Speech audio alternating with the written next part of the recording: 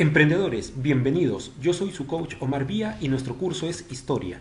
El día de hoy vamos a hablar del tema más importante del formativo superior, es decir, nos vamos a centrar y vamos a detallar mucha información sobre la cultura Caral. Muy bien, te pido que me prestes atención y por favor me ayudes a desarrollar juntos este tema. Empecemos como siempre por el concepto. Vamos a decir que Caral es conocida por ser una civilización sumamente remota, es decir, sumamente antigua. Y por eso también podemos decir que Caral es una de las ciudades más antiguas de América. Es más, es la ciudad más antigua de América. Antes de la construcción de Caral no existieron ciudades en este continente. En la foto lo que mostramos es una de las plazuelas circulares hundidas más importantes de la ciudad sagrada de Caral. No confundir ciudad sagrada de Caral con la cultura Caral. Esto lo vamos a explicar mejor en los siguientes minutos, pero solo te quiero dar ese dato. La ciudad sagrada de Caral es la ciudad más importante dentro del conjunto de ciudades que pertenecieron a Caral. Hablemos ahora del periodo. ¿En qué años más o menos aproximadamente se desarrolló esta cultura? Tenemos que retroceder mentalmente unos 5000 años atrás, es decir, 3000 años antes de Cristo.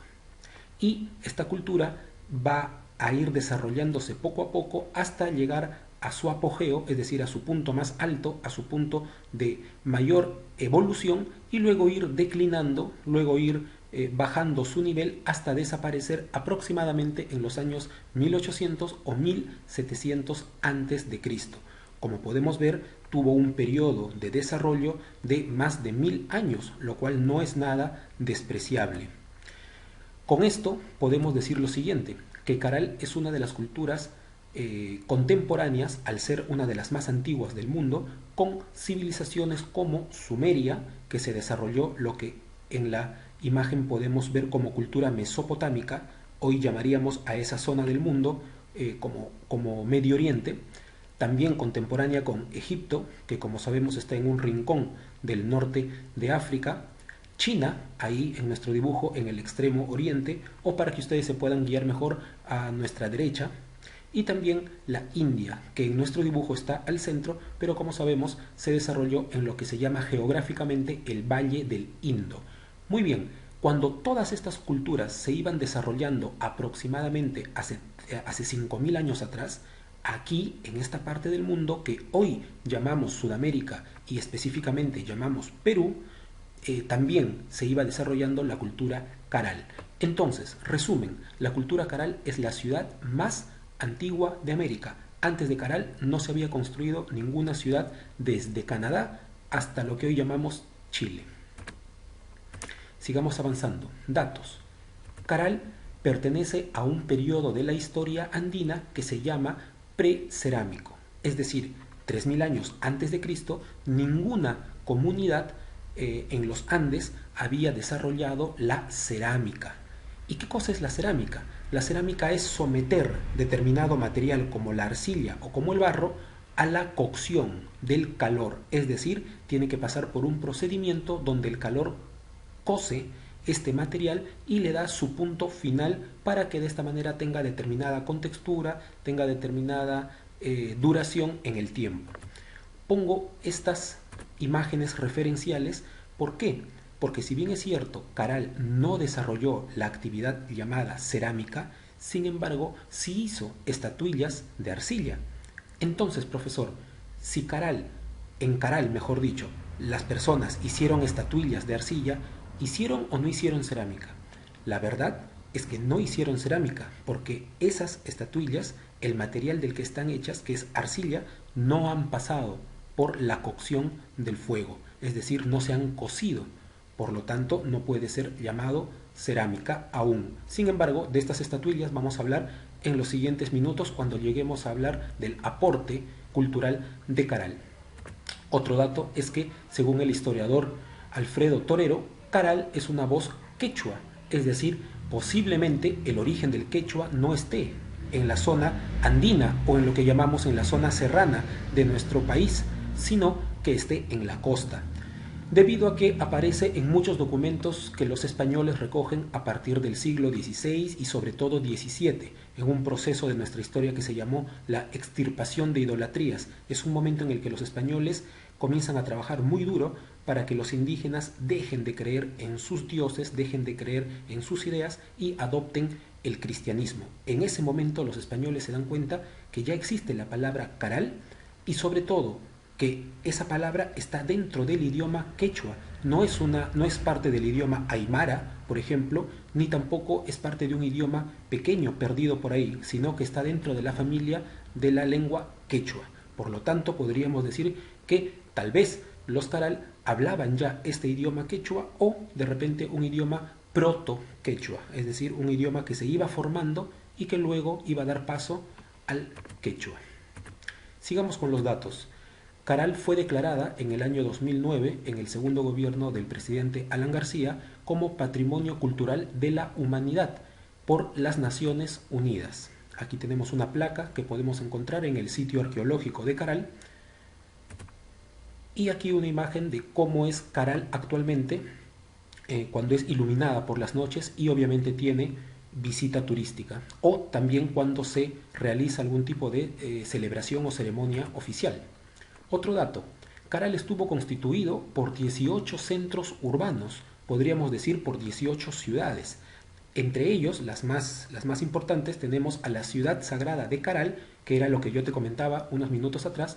Tenemos también al centro urbano o ciudad de Áspero, tenemos a la ciudad de Bichama, Chupacigarro, y así 18 ciudades que componen en su totalidad a la estructura o a la cultura Caral.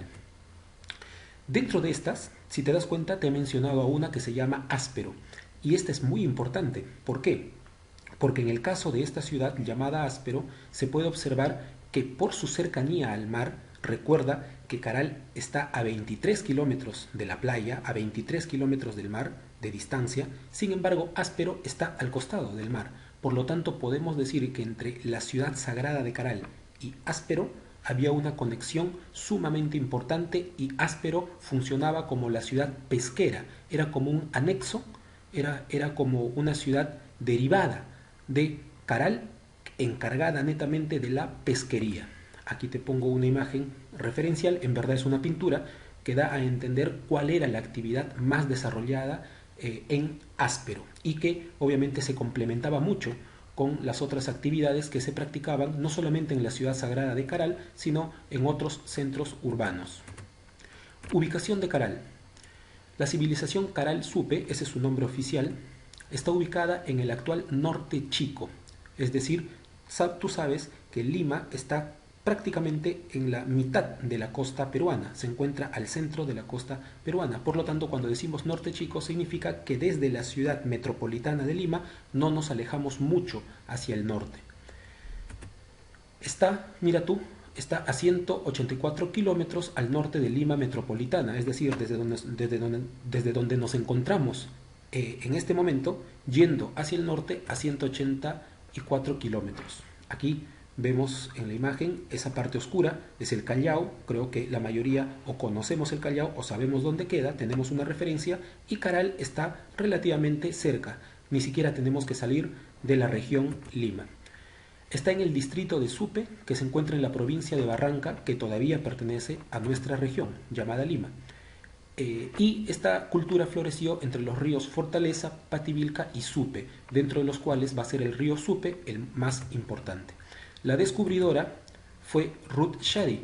Aquí tenemos una foto de ella y esta mujer es antropóloga, arqueóloga y profesora, es decir, educadora. Es una mujer muy preparada y que está dedicando los últimos 25 años de su vida hasta el día de hoy a investigar cada vez más detalles de esta cultura. Prácticamente todo lo que sabemos se lo debemos a ella.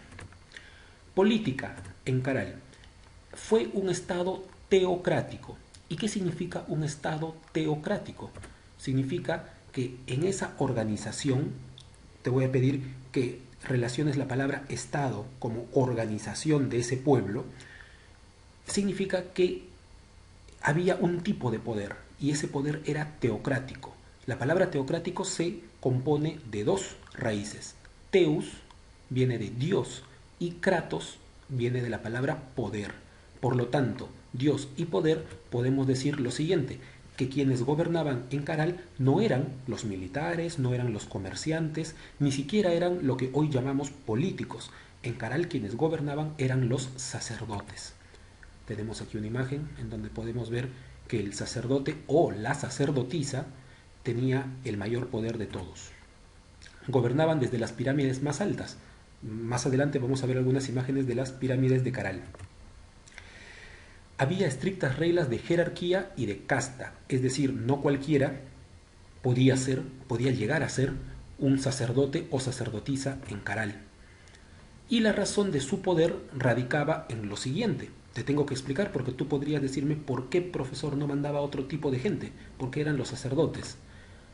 Por la siguiente razón, porque esta casta, es decir, este grupo social, comenzó a tener conocimiento de astronomía o también astrología, podríamos decir, porque en ese momento todavía no existía la ciencia para que se llame astronomía, sino simplemente era una lectura, una interpretación del movimiento de las estrellas. Y al poder interpretar el movimiento de las estrellas, eso le daba cierto conocimiento a esta casta sacerdotal. ¿Y qué cosa hacía con ese conocimiento?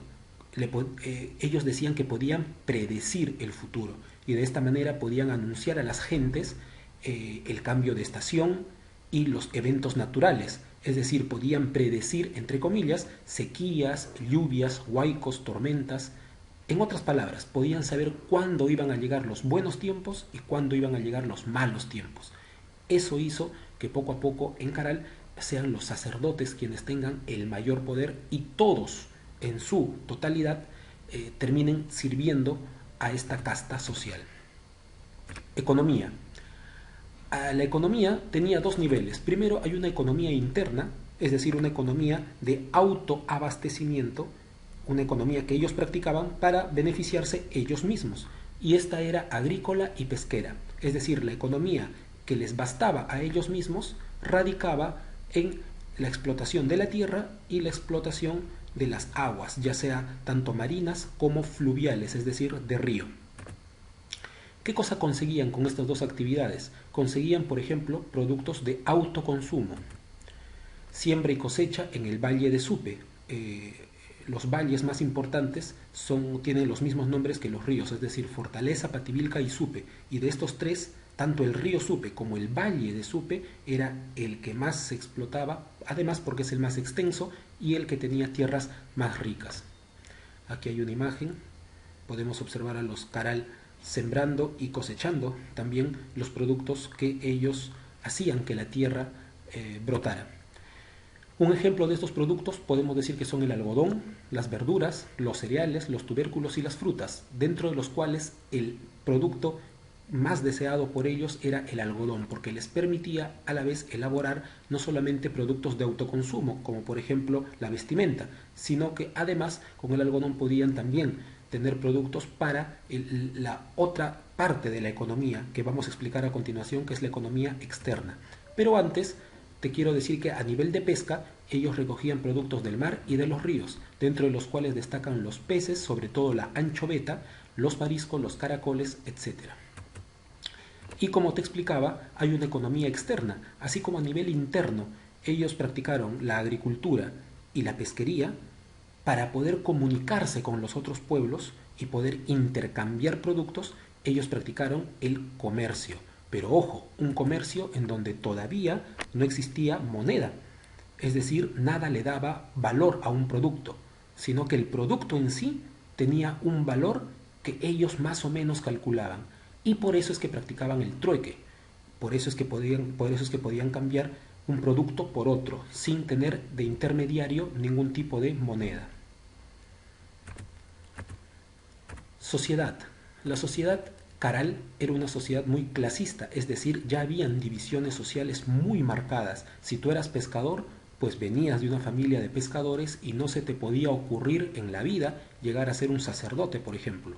O si tú eras un agricultor, tampoco merecías casarte o relacionarte con gente de otro nivel.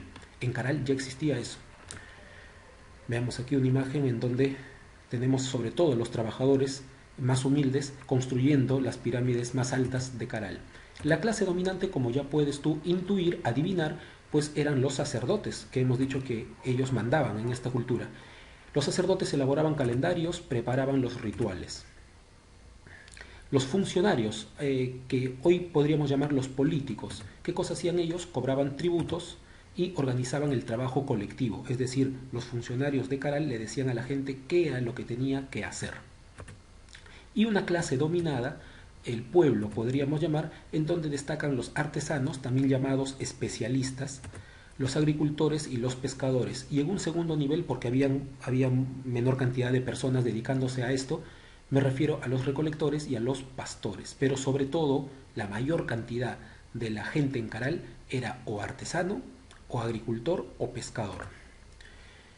Un detalle de la sociedad Caral es que el tamaño de las viviendas, el tamaño de las casas, era lo que podía diferenciar a simple vista quién era parte de la clase dominante y de la clase dominada. Y como tú podrás adivinar, las casas más grandes eran de la clase dominante, mientras que las casas más pequeñas de la clase dominada.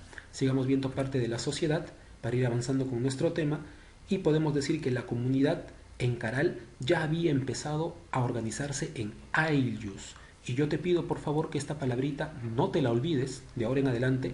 ¿Por qué? Porque el ayllu es lo siguiente: es la unidad básica, es decir, es lo mínimo de la sociedad andina, donde sus habitantes mantienen lazos de sangre.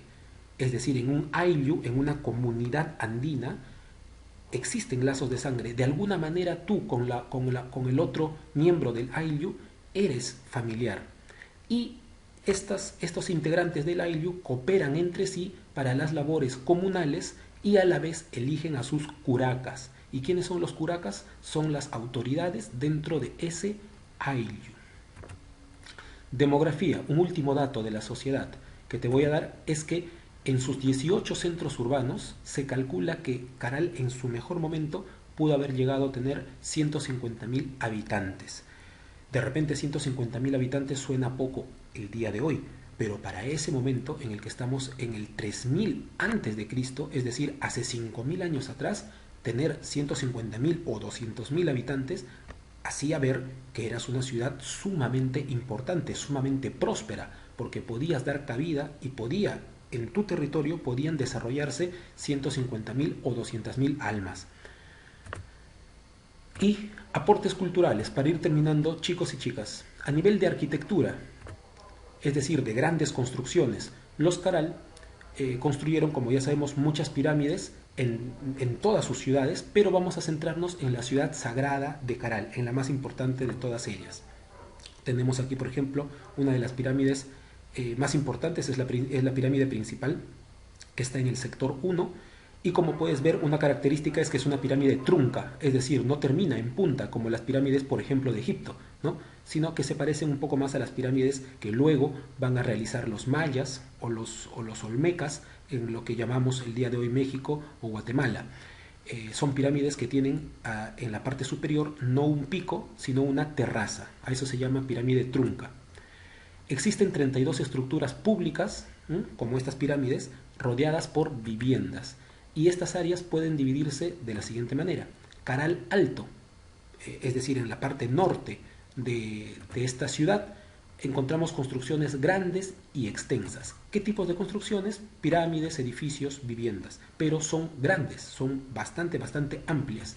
Y en Caral Bajo, en la parte sur de esta ciudad sagrada, encontramos construcciones pequeñas y bastante modestas. Es decir, tanto en su material como en su tamaño, son mucho menores que las de Caral Alto, pero curiosamente encontramos los mismos tipos de construcciones, es decir, encontramos pirámides pero más pequeñas, edificios pero más pequeños y viviendas mucho más humildes, pero que al fin y al cabo son las mismas que las de Caral Alto.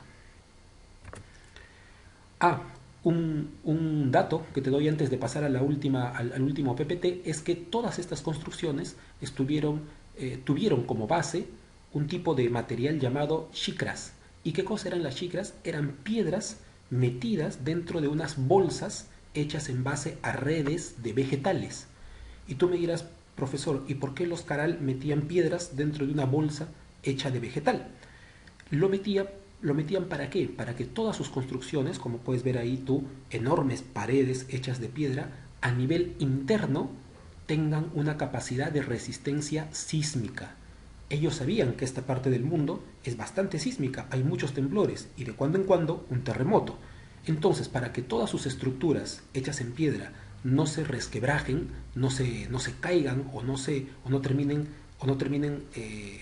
completamente dañadas, ellos ponían en las bases de sus construcciones estas chicras. ¿Por qué? Porque permitía que las piedras que estaban dentro de esa bolsa de vegetal puedan moverse, pero a la vez no desintegrarse. Y eso hacía que sus materiales puedan resistir más en el tiempo. Tú me podrías decir, profesor, pero yo veo en la foto y en las otras que usted me ha mostrado que no han resistido mucho el tiempo. Y yo te diría que lo pienses bien, porque las fotos son actuales. Sin embargo, la cultura caral tiene 5000 años. Es decir, le sirvió en su momento y pudieron durar más de 1000 años. Posiblemente han durado 2000 o 3000.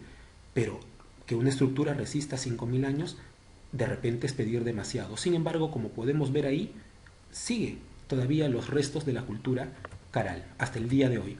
Y para terminar, chicos, terminamos con los aportes culturales como la escultura, es decir, ellos dieron ciertas formas a qué. Ya hemos hablado a las estatuillas que tienen forma, en su mayoría, forma antropomorfa, es decir, forma humana. Estas estatuillas nos brindan información sobre el aspecto de los caralinos, cómo se vestían, cómo eran, qué estatura podían tener, cómo era la composición de sus cuerpos, etc. Hicieron relieves, es decir, dieron formas, por ejemplo, a muchos de sus muros, de sus paredes. Aquí vemos una de los relieves precisamente de la ciudad Áspero, en donde encontramos seres antropomorfos como el de abajo y seres zoomorfos como el de arriba, ¿verdad? En este caso lo están representando un sapo. Música, a nivel musical esta cultura fue muy amante de las melodías. Se han encontrado en Caral muchos instrumentos de viento, sobre todo cornetas, flautas, pututos, etc. Y por último podemos hablar también que hay una gran discusión hasta la actualidad si es que en Caral de verdad se ha encontrado lo que más adelante se llamaron los quipus, porque muchas veces hemos relacionado estos quipus con los incas o a lo mucho con los huari, pero se ha encontrado un quipu en una de las pirámides Caral y cuando se le ha hecho el examen para ver su antigüedad también data de por lo menos 4500 años atrás, es decir, 2500 años antes de Cristo, muy antiguo. Esto significa que se habría podido adelantar en más de 3500 años o casi 4000 años a los incas. Y esto nadie lo tenía previsto. Así que la cultura caral hasta el día de hoy nos sigue dando muchas sorpresas. Y también se han encontrado jeroglifos, así como los Nazca, mucho más adelante, van a delinear sus famosas líneas de Nazca en el desierto. Parece que los Caral, 2000 años antes o 3000 años antes que los Nazca, ya también venían intuyendo lo que podía ser un jeroglifo.